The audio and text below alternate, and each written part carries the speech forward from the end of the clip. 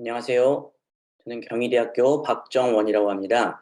오늘은 영화 웨스트 사이드 스토리와 라티노에 대해서 이야기해 보도록 하겠습니다. 자, 먼저 라티노는 누구인가에 대해서 이야기를 해볼게요. 혹은 히스패닉은 누구인가에 대해서 들어보셨을 텐데, 자, 라티노와 히스패닉은 현재는 미국 사회에서 상호 교환되어 사용하고 있습니다. 그러나 분명한 차이는 있습니다. 라티노가 미국에 사는 라틴 아메리카 출신의 사람들을 지칭하고 있습니다. 반면 히스패닉은 이제 미국에 사는 스페인어를 사용하는 출신의 사람들을 지칭하고 있습니다. 그래서 히스패닉에는 스페인 출신 사람들이 포함되어 있고 라티노에는 브라질 출신의 사람들이 포함되어 있는데 현재는 이런 용어들이 조금 다름에도 불구하고 라티노나 히스패닉이 다 미국에 사는 라틴 아메리카 출신의 사람들 혹은 스페인어를 사용하는 사람들 나라에서 온 사람들을 지칭하고 있습니다. 자, 그러면 지금부터는 제가 라티노라는 용어로 통일해서 사용하겠습니다. 라티노는 현재 미국 인구의 약 18%를 구성하고 있습니다. 그래서 2000년대 들어와서는 흑인보다도 많은, 그래서 21세기 이래로 최대의 소수 인종으로 지칭되고 있고요. 현재 보면은 미국 전체 인구의 6명당 1명이 라티노라고 볼 수 있고요. 그 다음에 젊은 인구, 20세 이하 인구에서는 4명 중 1명이 라티노라고 할 수 있습니다. 그래서 굉장히 젊은 인구라고 할 수 있습니다. 그리고 현재 이렇게 젊은 층에서 라티노들이 더 많아지면서 예상하기에 2050년에는 전체 미국 인구의 25%를 예상하고 있습니다. 그래서 지금 인구의 18%로 가면은 앞으로 2050년에는 미국 사람 4명당 1명이 라티노라고 할 수 있겠죠. 그렇다면 아까 여기 이 그림에서 라티노, 히스패닉에서 여러 나라 출신들의 사람들이 볼 수 있을 텐데요. 국기들을요. 이 라티노를 구성하는 사람들은 이제 여러 나라 출신들이 있을 수 있습니다. 그 중에서도 이제 미국에서 가장 가까운 멕시코계가 63%, 그리고 푸에르토리코계가 10%, 쿠바계가 8%, 그 외 라틴 아메리카 국가 출신의 미국에서 사는 사람들이 19%를 구성하고 있습니다. 자, 그럼 아까 보셨듯이 웨스트 사이드 스토리에 대해서 조금 이야기해 보도록 하겠습니다. 자, 웨스트 사이드 스토리는 아마 나이가 드신 혹은 이전 세대들에게 더 유명한 노래일 수 있습니다. 왜냐하면 이 영화는 1961년에 나왔던 영화를 리메이크한 거거든요. 그래서 지금 잠깐 배경음악이 나오는데 이 웨스트 사이드 스토리는 뮤지컬 영화의 고전이었고요. 2021년, 그러니까 작년에 스티븐 스필버그에 의해서 50년 만에 리메이크가 되었습니다. 여기 왼쪽에 있는 게 이제 1961년에 포스터고요. 그다음에 지금 오른쪽에 있는 것이 지금 2021년 스필버그 감독의 리메이크 작품입니다. 그래서 이 영화는 미국 사회 50년 만에 리메이크 되면서 미국에서 굉장한 관심을 불러일으켰고요. 그래서 이제 골든글러브에서 뮤지컬 코미디 부분에서 작품상 여우주연상 등을 수상하였고, 아카데미상에서는 여우조연상을 수상하였습니다. 이 영화는 1950년대 뉴욕을 배경으로 하고요. 그다음에 이 현대판 로미오와 줄리엣이라고 할 수 있습니다. 그래서 로미오와 줄리엣이 캐플리카와 몬테규가의 갈등 사이에서 이 두 가문의 남녀의 사랑 이야기를 그리고 있듯이 이 영화는 뉴욕의 할렘에서 벌어진 백인과 라티노의 인종 갈등을 다루고 있습니다. 그리고 각각의 백인인 토니와 라티노 중에서도 푸에르토리코인이라고 할 수 있는 마리아 사이의 어떤 운명적인 사랑을 다루고 있습니다. 따라서 이 영화에서는 뉴욕에 살고 있는 푸에르토리코 사람들의 이야기를 담고 있거든요. 그래서 이 뉴욕에서 살고 있는 푸에르토리코 사람들을 뉴요리컨이라고도 합니다. 자, 그러면 우리가 뉴욕에 살고 있는 푸에르토리코 사람들에 대해서 조금 더 이야기를 해볼게요. 먼저 푸에르토리코의 역사와 뉴욕으로 이 사람들이 푸에르토리코 사람들이 뉴욕으로 어떤 과정을 통해서 이주해 왔는가를 한번 살펴보도록 하겠습니다. 푸에르토리코는 1898년까지 스페인의 식민지였다가 미국 스페인 전쟁 이후에 미국이 승리함으로써 미국에 귀속되게 됩니다. 이 섬나라는 이제 미국의 주도하에 경제 개편을 가속화하고 이제 다국적 기업에 의한 사탕수수 산업이 발달하게 되는데요. 그러면서 이제 이 섬은 이제 미국의 사탕수수 산업에 의해서 대부분이 자영농이었던 사람들이 소작농으로서 강등되고 임금 수준이 낮아졌습니다. 그래서 이제 푸에르토리코 사람들의 어떤 삶이 굉장히 힘들어졌고요. 그 와중에 푸에르토리코는 1952년에 미국의 연방으로 기속이 됩니다.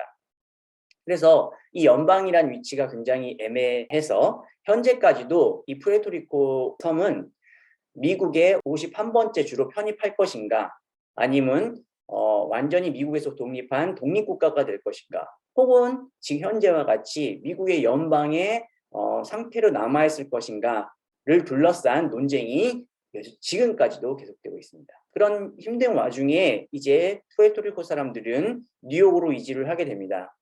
1940년대부터 10년간 30만 명 이상이 뉴욕으로 이주를 하게 되었고요. 그래서 이제 이 당시에 이 푸에르토리코 사람들의 뉴욕 이민을 가리켜서 세계 최대의 비행 이민이라고도 부릅니다. 현재는 뉴욕 중심으로 약 100만 명의 푸에르토리코 사람들이 뉴욕 중심의 미국 북동부에 거주하고 있고요. 이탈리아 이민자들이 살던 할렘 동부에 정착하기 시작하고 점점 미국 사회에 정착하면서 이제 노동 계급으로서 미국 사회에 정착합니다. 푸에르토리코 사람들이 어떻게 푸에르토리코 섬에서 미국으로 들어갈 수 있을까요? 그것은 바로 푸에르토리코 사람들의 이중 정체성과 관련이 있습니다. 아까도 말했다시피 푸에르토리코는 미국의 연방이기 때문에 미국의 여권을 소지하고 있습니다. 푸에르토리코 사람들은 해서 미국 영토에서 이동에 전혀 문제가 없기 때문에 다른 이민자들과는 달리 푸에르토리코 사람들은 아무런 문제 없이 미국 영토로 들어갈 수 있고 그래서 뉴욕으로 들어갈 수 있었던 거고요. 그렇지만 이들이 또 한편으로는 완전한 미국 시민이냐 하면 그렇지는 않습니다. 왜냐하면 푸에르토리코 섬에 사는 사람들은 미국 대통령 선거에서 투표권이 없습니다. 그렇기 때문에 이 푸에르토리코 사람들이 갖고 있는 어떤 미국 시민권은 굉장히 불안정한 시민권이라고 할 수 있죠. 그래서 미국 사회에서 국민인 동시에 외국인인 굉장히 이중적인 위치로 차별과 소외를 그리고 배제를 당하고 있는 상황입니다. 그리고 또 한편으로는 또 독특한 정체성을 가지고 푸에르토리코 사람들은 주로 스페인어를 사용하게 됩니다. 물론 이중언어 교육을 받지만요. 해서 푸에르토리코 사람들은 이 이중 정체성 아래에서 자신들만의 독특한 삶이나 아니면 문화를 읽어왔습니다. 단순히 푸에르토리코 섬뿐만 아니라 뉴욕에서도요. 해서 웨스트사이드 스토리는 남녀의 비극적인 사랑 이야기를 다루지만 그 배경에서는 훨씬 더 복잡한 인종 갈등의 문제 그리고 특히 미국 사회에서의 푸에르토리코 사람들의 문제를 다루고 있지요. 잠시 1961년의 웨스트사이드 스토리와 2021년 스필버그 감독이 만든 웨스트사이드 스토리를 비교해보면 1961년의 웨스트사이드 스토리는 유명한 헐리우드 스타였던 나탈리 우드가 사실은 백인이었지만 이렇게 어두운 색깔의 화장을 통해서 분장을 하고 나타났고요. 그리고 푸에르토리코의 인물들을 인종적으로나 언어적으로 문화적으로 굉장히 정형화된 상태 모든 사람들이 똑같은 피부색에 아니면 직업에 이런 것들로 묘사를 하고 있고요. 다른 한편으로는 푸에르토리코의 청년들을 범죄자들이라는 등의 부정적인 이미지를 재생산한 측면이 있습니다. 하지만 헐리우드에서 거의 최초로 푸에르토리코 인물들을 좀 약간 중심적으로 그리고 있다는 점에서는 당시로 봐서는 가치와 의의를 지녔겠죠. 다른 한편으로 2021년의 웨스트사이드 스토리는 이런 1961년에 가졌던 문제들을 해결하려고 적극적으로 노력을 합니다. 그래서 다양한 라티노 배우들을 등장시키고 그 대부분이 이제 푸에르토리코 출신의 배우들이었고 주요 인물인 마리아를 비롯하여 대부분의 인물들이 이제 라티노 출신의 배우들을 캐스팅합니다. 다른 한편으로는 이들을 단순히 범죄자나 아니면은 일률적으로 그리기보다는, 그리고 혹은 미국 사회에서 사는 투명 인간으로 그리기보다는 문화적이고 인종적인 자부심을 갖고 살아가는 이들로 그려내고 있습니다. 또 한편으로는 스필버그 감독은 뉴욕에 있는 푸에르토리코 공동체를 이제 복원하고 묘사하려고 굉장히 노력을 많이 했다는 것이 영화를 보면 이제 보여지기도 합니다. 그러나 우리가 생각해야 될 점은 단순히 스필버그 감독이 이러한 어떤 인종적인 재현 문제, 그리고 단순화된 혹은 스테레오타입화된 푸에르토리코 사람들을 보다 잘 그리기 위해서 이 영화를 다시 50년 만에 만들었느냐? 물론 이것도 있습니다.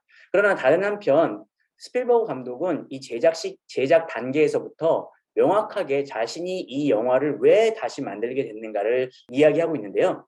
그것은 미국에서의 트럼프 대통령이 대통령직에서 집권을 하면서 나타나는 사회적 변화를 반영하겠다, 혹은 여기에 대해서 자기가 코멘트를 하겠다는 의지가 담겨 있습니다. 잘 우리도 알다시피 트럼프 시대에는 인종 갈등이 격화됐죠. 그렇죠? 이 트럼프 대통령 자신이 이제 인종차별적인 언술이나 정책, 그리고 그걸 제도를 공식적으로 이제 강화하는 정책을 펼쳤고요. 이에 대해서 우리도 잘 알겠지만 흑인들을 비롯하여 많은 국민들이 이제 시위에 나선 Black Lives Matter 이런 운동들이 있었습니다. 다른 한편 트럼프 대통령은 라티노나 이민자들에 대해서도 굉장히 거부하거나 아니면 갈등을 일으키는 정책을 취했는데요. 이민자들에 대해서 차별을 하고, 그다음에 멕시코와의 국경의 장벽을 강화하는 등, 그리고 백악관 홈페이지의 스페인어 버전을 없애버리는 등 이제 라티노에 대해서 굉장히 적대적인 태도를 취합니다. 그래서 스필버그 감독은 오히려 미국 사회에서 일어나는 인종적 갈등이 1961년 당시보다 지금의 현재가 더 강화되었다. 따라서 로미오와 줄리엣과 같은 비극을 막기 위해서는 우리가 이런 영화를 만들어서 함께 공유해야 된다. 라는 것들을 보여주고 있습니다. 여기 앞서 보였듯이, 영화에서도 보였듯이요. 여기 미국 사회에서 백인들이 푸에르토리코 공동체에 들어와가지고 스페인어로 된 상점의 간판을 내린다던가, 아니면은 여기 푸에르토리코가 국기와 아니면 자신들의 어떤 문화적인 자긍심을 표현하는 벽화들을 페인트를 뿌리고 손상을 한다든가 이런 것들. 그래서 그런 것들을 보여주면서 어떤 방식으로 인종 갈등을 해결할 것인가를 드러내고 있습니다. 다른 한편으로는 이것을 드러내기 위해서 스필버그 감독은 몇 가지 또 중요한 것들을 보여줘요. 그 중에서도 이 영화는 1961년 영화에 비해서 스페인어가 굉장히 많이 나옵니다. 하지만 스페인어에 대해서 자막을 전혀 달아주지 않습니다. 그것이 왜 그러는가라는 거에 대해서 스필버그는 이것이 바로 지금 우리가 살고 있는 미국 사회의 현실이다. 다양한 언어들이 이렇게 현실에서 나올 수 있는 것. 그리고 다른 한편으로는 스페인어에 대해서 자막을 달지 않음으로써 어떻게 보면 그 영어를 모르는 사람들이 미국 사회에 왔으면 얼마나 이것이 답답하겠는가, 그렇죠? 그런 것들, 그다음에 인종적인 소수자가 되었을 때의 감정을 느껴보라는 방식으로 오히려, 그리고 스페인어를 이해하지 못하는 것들을 느껴보라는 방식, 그리고 우리가 이 미국이라는 다인종 사회, 다문화 사회에서 살기 위해서는 그런 다른 언어들이나 다른 문화들을 우리가 앞으로 배워나가야 된다. 인내심을 가지고 그런 메시지를 담고 있다고 나오고요. 그 영화 속에서도 이 남자 주인공 백인 토니가 마리아와 사랑을 이어가기 위해서 스페인어를 굉장히 열심히 배운다는 장면도 나오고요. 다른 한편으로는 이 둘이 성당에서 사랑을 서약하는 장면에서도 서로 다른 언어로, 한쪽 마리아는 스페인어로, 또 한편 토니는 영어로 말을 합니다. 처음에는 이게 서로가 이해를 못하다가 어느 순간 서로를 이해하려고 하고 문화를 배우려고 하면서 두 언어로 이야기함에도 불구하고 상호 이해할 수 있는 단계에 갈 수 있다는 거, 그런 희망을 스필버그는 이야기하려고 하죠.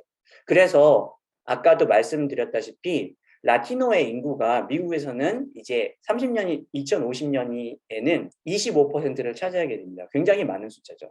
이거를 많은 사람들이 라티노화, 라티니제이션 혹은 히스패니제이션이라고 얘기를 하는데, 그렇다면 이 스필버그는 이렇게 미국 사회가 되는 과정에서 우리가 어떻게 일을 해결해야 되고 살아가야 되는가를 보여주고 있는 것이라고 생각합니다. 자, 그래서 오늘날의 웨스트 사이드 스토리는 단순히 비극적인 사랑 이야기보다도 과연 미국 사회가 앞으로 어떻게 나아가야 될 것인가를 보여주는 것이라고 할 수 있지요. 여러분도 한번 보시고 이 라티노와 미국 사회 관계에 대해서도 다시 한번 생각해 보는 기회가 됐으면 좋겠습니다. 감사합니다.